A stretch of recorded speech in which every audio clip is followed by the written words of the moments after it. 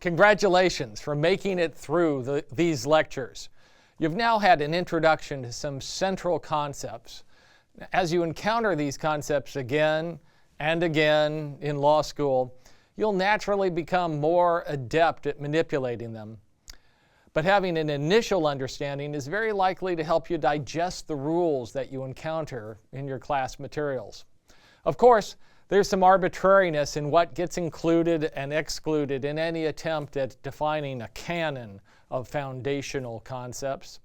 Bob Dylan wrote the song "A Hard Rain's Going to Fall" during the midst of the 1962 Cuba Missile Crisis, and said that its lyrics were the initial lines of all the songs, quote, he thought he would never have time to write, unquote. In this postscript, I'm going to mention 5 more tools that I didn't have time to include. More information about them is just a web search away. So first, flowcharts. Flowcharts lay out the disjunctive, conjunctive elements of a cause of action.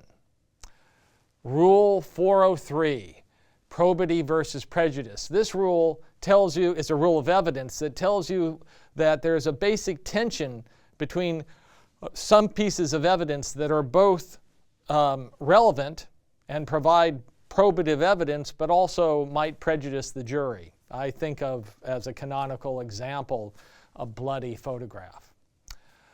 The next rule I didn't really have time to talk about is mens rea. The states of mind are very important to several areas of law. If you innocently misrepresent something, you're not a liar. And the categories of mens rea include willful, wanton, malicious, intentional, gross negligence, and non-negligent. But-for versus proximate cause. X is a but-for cause of Y if Y would not have happened if X had not happened. But there's also this concept of proximate cause, that something need not be just a but-for cause in order for there to be legal liability. You also have to have it something close in the causal chain. So my parents conceiving of me was a but-for cause of me giving these lectures, but it's not a proximate cause. The next tool I really couldn't talk about is arguing in the alternative. And it's a very lawyerly task, a way of thinking.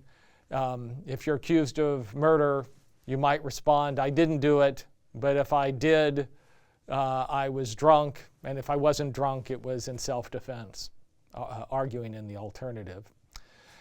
Rhetorical advices. These, like the canons of interpretation, often have fancy Latin names.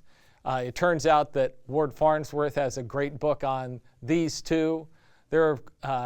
And you can at least decorate your conversations when you can recognize that somebody is using a particular rhetorical device.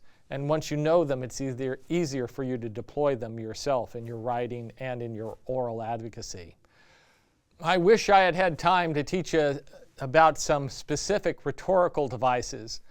Like the canons of interpretation, rhetorical devices often have fancy Latin names. It turns out that Ward Farnsworth has a great book on these too. If you learn a few of the core devices, it will allow you to, first of all, recognize when someone is using them in their argumentation, but also gives you a greater capacity to deploy them in your own writing and your own oral advocacy.